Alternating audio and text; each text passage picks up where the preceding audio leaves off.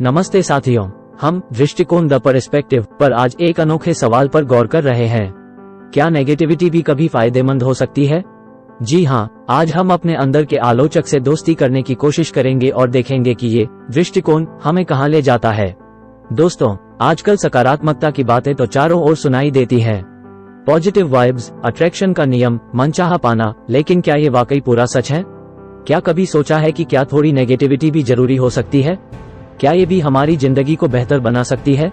आइए साथ मिलकर सोचते हैं। अक्सर हम अपने अंदर के आलोचक को दुश्मन मान लेते हैं। वो ये कहता है कि हम कुछ नहीं कर सकते, सफल नहीं होंगे। मगर क्या वो वाकई हमारा दुश्मन है? क्या उसकी बात कभी सही भी हो सकती है? क्या वो हमारी मदद भी कर सकता है? आइए कुछ रोचक उदाहरणों के साथ समझते हैं।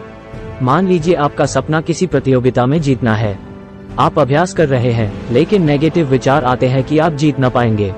ये आपको घबराहट दिलाते हैं, लेकिन साथ ही ज्यादा मेहनत करने के लिए भी प्रेरित करते हैं। आप रात दिन मेहनत करते हैं और प्रतियोगिता जीत लेते हैं। यहाँ नेगेटिविटी ने आपको प्रेरित किया।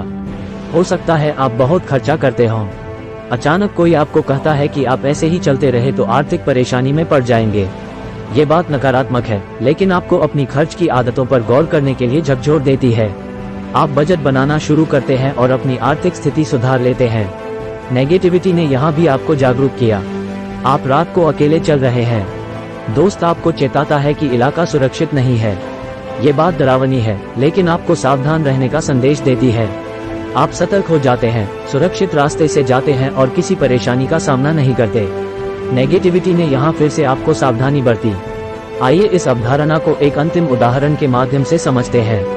शायद आप अपनी फिटनेस को नजरअंदाज कर रहे हैं। कोई कहता है कि आप ऐसे ही रहेंगे तो बीमार पड़ जाएंगे। ये बात बुरी लगती है, लेकिन आपको स्वास्थ्य का ख्याल रखने के लिए प्रेरित करती है।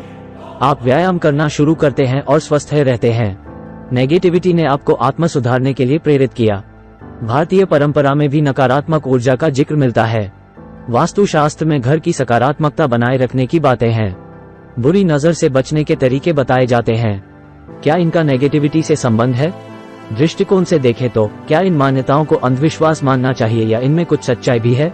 विज्ञान नकारात्मक ऊर्जा की पुष्टि नहीं करता, लेकिन वैज्ञानिकों ने भी स्वीकार किया है कि हमारे विचारों और भावनाओं का हमारे आसपास के वातावरण पर प्रभाव पड़ता है। नकारात्मक विचार तनाव, चिंता और अवसाद का कारण बन सकते हैं। किसी भी चीज का अति अच्छा नहीं होता। नकारात्मकता से पूरी तरह दूर भागना भी उचित नहीं है। थोड़ी सतर्कता और सावधानी हमेशा फायदेमंद होती है। हमारे दर्शक इस सब के बारे में क्या सोचते हैं? कृपया अपने विचार नीचे कमेंट बॉक्स में बताएं। यदि आप दृष्टिकोण द पर्सपेक्टिव के नजरिए से देखें तो नकारात्मकता हमेशा बुरी नहीं होती।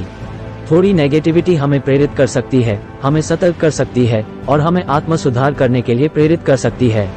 अंत में यह महत्वपूर्ण है कि हम सकारात्मक और नकारात्मक के बीच संतुलन बनाए रखें। Thanks for watching.